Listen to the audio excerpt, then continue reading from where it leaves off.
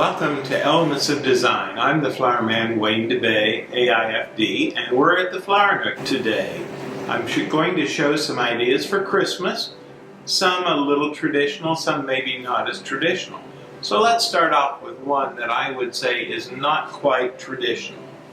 I've got this great snowflake cube. This is a red glass cube. It's much like this, only it's had these beautiful silver snowflakes put over the front of it. And when I looked at this and started thinking about what I wanted to do, the first thing that came to mind was Snoopy's Christmas. And for some reason, I don't know exactly why, snowflakes on a red cube brought that to me. But that's what I decided this was going to be. It was going to be a little bit of Snoopy's Christmas tree, the straggly little tree. Years ago, when my wife and I were still living out of town, we brought a Christmas tree home to her mother that was truly Snoopy's Christmas tree. It was a scraggly little branch, and my mother-in-law looked at it and let us bring it in the house, and then decided that it was time to go get a real tree. So much for Snoopy's Christmas tree that time. So tonight I get to recreate it. I think I want to start, because this has the red in here, I'm going to start with some of the workhorses of the industry. I'm going to do some carnations and some of the beautiful white palms. And I've got my foam in here, so I'm just going to press these in. I'm going to make a basing technique with these. I'm going to put them all down against the foam, pretty well against the foam. Two things that does is that gives it great life, and it also helps to fill that space at the bottom. And I'm just going to poke through that leaf. That's one of the beauties of it. I've got a couple of the False Aurelia, the Fatsia japonica leaves on the back side, because I don't really want this to be an asymmetrical arrangement. It will be asymmetrical.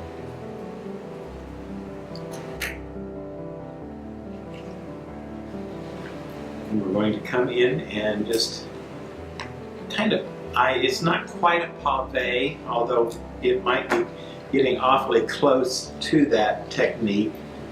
Just going to cover the foam and pretty well make that base. And my branch is trying to move a little on me. And I don't really want it to do that. So one thing I can do to prevent that from happening, I can take, this is like the Cowie wood pick, and I can take it and I can wire it on the stem. What that does is it makes it less smooth. It's not a round stem anymore. So this time when I put it in, if I'm lucky, it will stay right where I want it to instead of moving around. And if not, I guess it really is Snoopy's Christmas tree, so it'll just do what it pleases. Come in and put some of these in around here.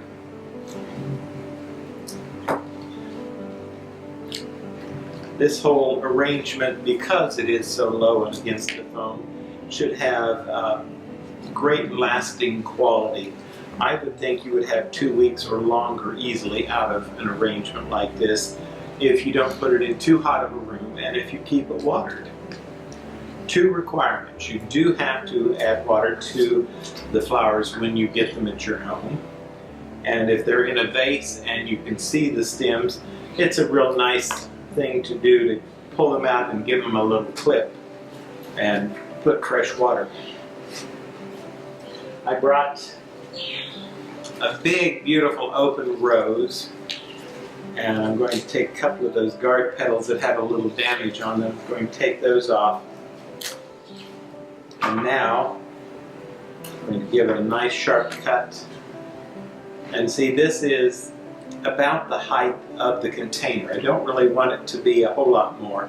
Might even take a little bit off. I'm going to come here in the center, and I'm going to bury that stem all the way in. So now, if we can get a look at this, you can see the top with that red rose, that heart of that rose, right in the center. I thought that Snoopy's Christmas tree, the one thing it has to have is an ornament or two. So I've got these little wired millimeter balls, and you can get these probably at any flower shop and a lot of other places beside. So I'm just going to come up here and wind it around my stem a little bit. I'm going to turn it in and kind of pull the needles so that the wire doesn't show a whole lot. This group has some shiny ones and some matte ones, and I'm going to use the shiny ones. Somehow it just feels a little bit more like it should. And I don't know, do we want to come clear to the end and see if it will just fall all the way over? I'm going to try it. We'll find out whether I'm right or not.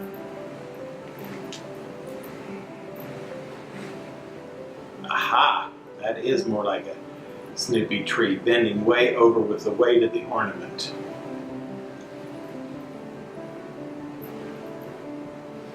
Maybe one more, since I've got a third one. I'll come here and we'll put that in. And there you have it, my version of Snoopy's Christmas tree.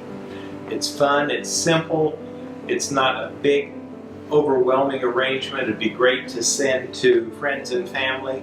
Like I said, it should have great base life, so this is something that you could definitely send off early.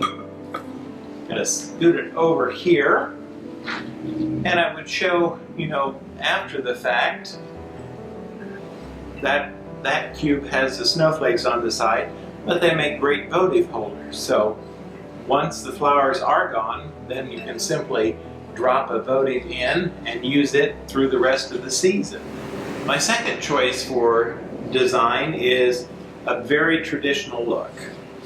This is a little brass fireside, and this takes you way back. If you have been around for a while, the brass was in a long, long time ago. We're starting to see more and more of that gold come back into the marketplace. And so I thought it's a good time to show that.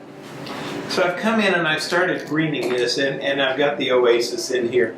This particular container has a very nice reservoir. It's got a spot for the foam in the center, so I've already done that. Started greening with some boxwood. Boxwood is pretty much a traditional holiday green, and again has great life to it. It will last well beyond the holidays.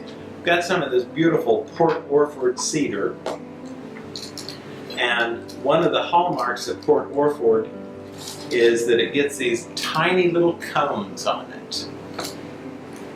It also has a nice fragrance.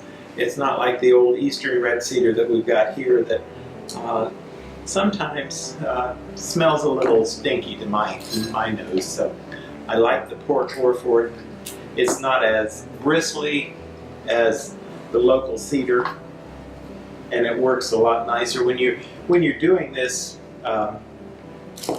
for a living, even for a hobby. If you want to do this, you don't want to have those little bitty, I guess they're thorns along the stem, pulling into your thumb or your fingers as you're working. Part of the reason I've chosen the cedar is that I wanted the drape. I have a little bit of the container showing here, so I want this to be a little limper green. I want it to fall down and cover the base of my container.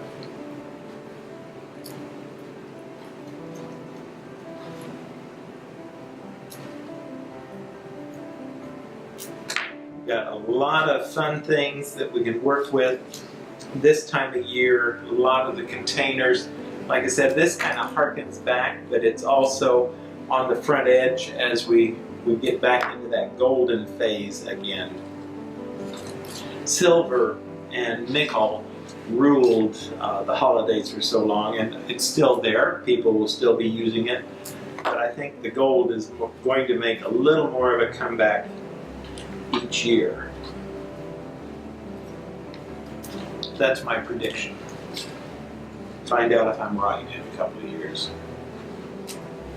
Now, one thing I will caution you against anytime you're using fresh greenery, especially the evergreens, you want to make sure that you keep them well away from an open flame.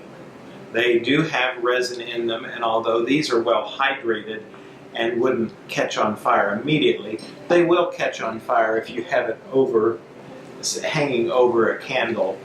So be mindful of that as you set your tables, as you do your decorations. Don't have a tragedy, have a fire at the holidays. That would be bad timing for it. You can also, as you see what I'm doing, I'm bending that a little. I want it to drape a little bit more, so I'm just trying to train that in my hand as I go. And always try to get a little sharp point on it. Put the greenery down in the foam as far as I can get it.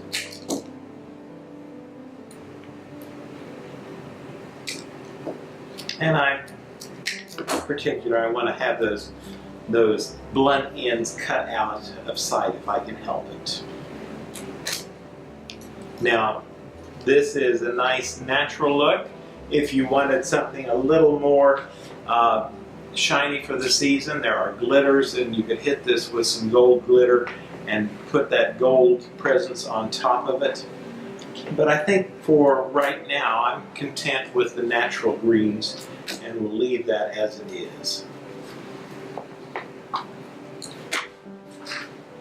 I've got some of the great red carnations. I brought them out a little bit earlier today and recut them so they would start to really fluff and open.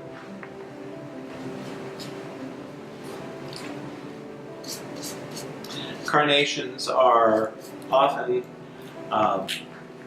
abused in the floral industry. Florists say, "Oh, I don't use carnations. I don't like carnations." Well, they're great colors. They come in great colors. They have great lasting life in vase or in foam, and they're economical. So I'm not for sure where they got such a bad rap, except maybe they got overused. That's probably where that comes in from, that people just saw way too much of them.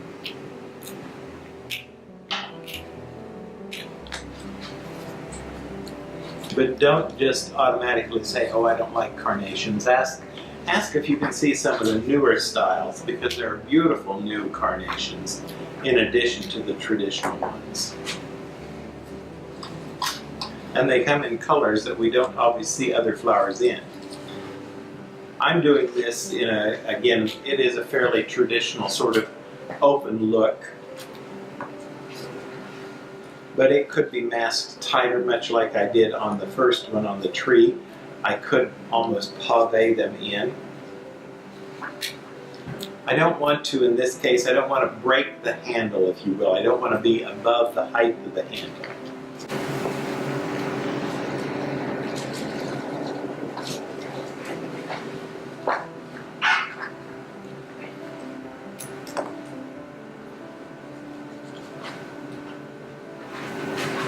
This is how those ornaments come, these little millimeter balls that come in a box all packed up nicely,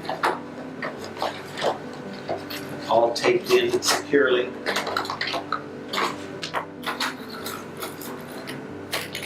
And you can do a couple of things with them. You can take them, and if you like a lot of color in them, you can just simply take them as a group, and you might want to twist them a little bit more. Come in and just insert that as an entire group in at one point. And that makes kind of a fun little splash. It makes more of a focal point than if we were just doing one here and there, up and down. And again, this has that mix of the matte and the shiny, which is kind of interesting. It gives you a little bit of gloss in the look, in the arrangement, as well as that matte look. So it picks up the gleam in the brass container and pulls that around. Oops, there's one that got out of control. So twist this in just a little bit more.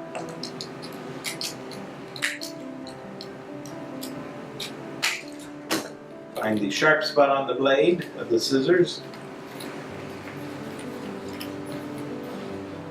And there's a very simple, very quick arrangement to do something that you can do, something that we'd be happy to do for you.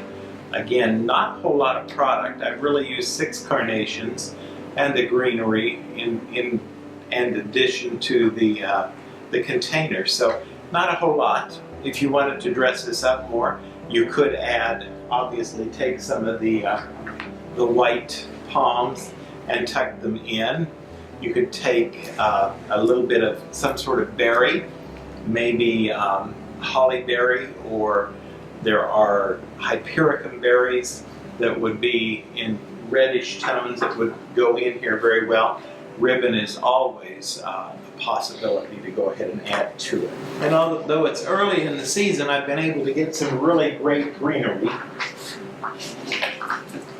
See if I can get this to come out and work. This is a blue-berried juniper, and this is really very, very pretty. I am just very impressed with the amount of berries on this branch.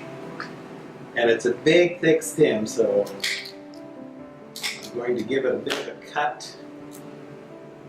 And there my top is broken, so I want to come in and trim that out, make it look as natural as I can for something that I just trimmed.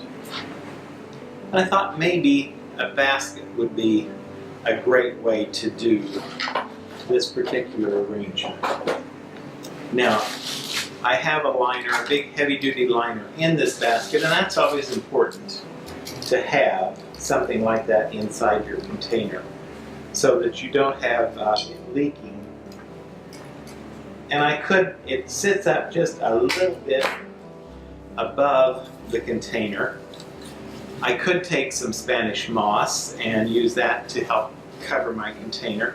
But in this case, because it is the season, I think I'll just take a little bit of this inexpensive garland, snip about a foot of it off, and I'm going to come in and just put that around. The beauty of this sort of garland is that you can simply put it in place, get it where you want it, give it a little twist, and you've got it.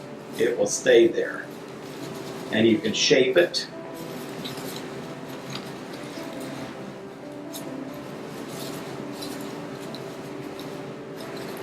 So now we've got this covering the top. I could cut that just a little bit longer, but it'll work. We'll make it work. So now I can put that down. I'm going to drop that under that particular lip of that container and try to catch it.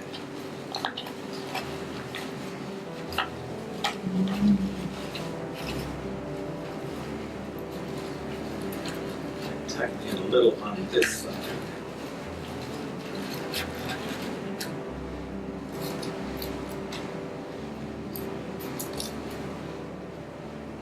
I'm going to come and slice that, get a little bit of a level edge on each side. If you cut it this way, then it tends not to twist as well. That's another way that you can counter that twist when you're putting it in an arrangement. You can get that piece cut.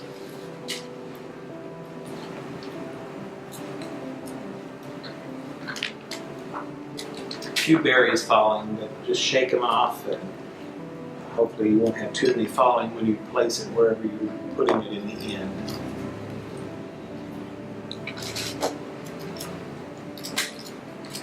And there's all these different colors in the greenery. This is kind of a dull, almost a matte finish to the juniper. And my garland is a brighter green.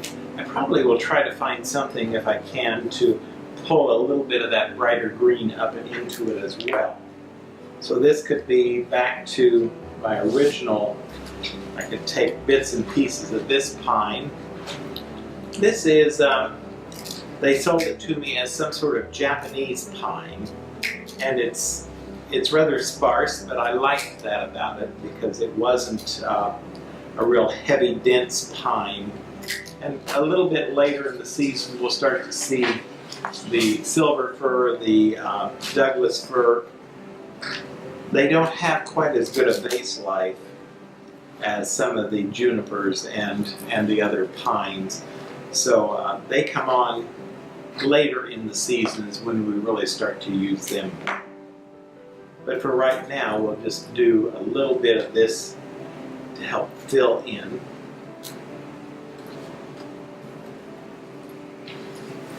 And because it's got that wonderful curve, it comes over the edge. I like that. One of the things that I think is important in floral design, and I've probably said it many, many times, is that unless you specifically are doing something that you want the container to fully show, break the edge of it, if you will. Cover that edge a little bit so that it's not just sitting up there on top, but it helps to blend the container into it. You know, they cut this, these are all greens that come out of the Pacific Northwest. There are greens that they grow in Florida, and you get a whole different style of greenery in the pines and the cypresses that come up out of Florida than you do out of the Pacific Northwest. Most of what I use probably is out of the Northwest, although sometimes I do get some of the other greenery and will utilize that as well. When you drive through the forest in the Pacific Northwest, you do see pure stands of one type of tree, but often you will see a mixed stand, and you get all of these different shades of greenery and different types of foliage. And so I think in my head that's kind of what I'm trying to create here, is a little bit of that open forest feel. And then I'll put something totally unnatural like flowers in the middle of it, but I've at least envisioned the first part of it. Again, when you're placing your flowers or your greenery in the foam, insert it deeply. Don't just nick it in the edge. Get it down in there so that it will last very well. I'm going to come back to white, because this is a white kind of an ivory basket. That is where I'm going to come back to with this, and I'm going to do some of these beautiful big white carnations and put them in the basket. What I was doing there, I had cut that right at a node, and I don't like to have that blunt spot in, so I want to cut it a little beyond or below that node. And so then I'll come back in the next one. I'm going to make it a little taller, and I want to try to be maybe below that node an inch or so. Gives you a little more room to shove it in. And I will say that although I love fresh flowers, it doesn't always have to be just fresh flowers that we do for the holidays. I've got a kind of a fun little snowman ceramic here, and I've chosen the neon pothos to tuck into the top of it so that it pulls that lime green out of the base. And this again is something that would last through the season. You could send it now, and definitely with a live plant like that, with minimal care, it would hold all the way through the holiday. See if I can get just a palm or two to break up the variety, give it a little different variety in here. And I'm going to trim my stem, get as many breaks out of the stem as I can.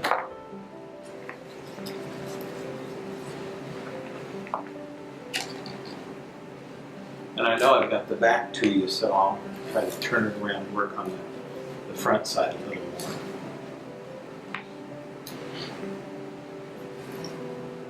This is, just by the nature of the way I'm designing it, going to be more one-sided than all around, although I do want to always finish the backside off. It doesn't always have to be full of floral, but it does need to be covered and look like it's completed.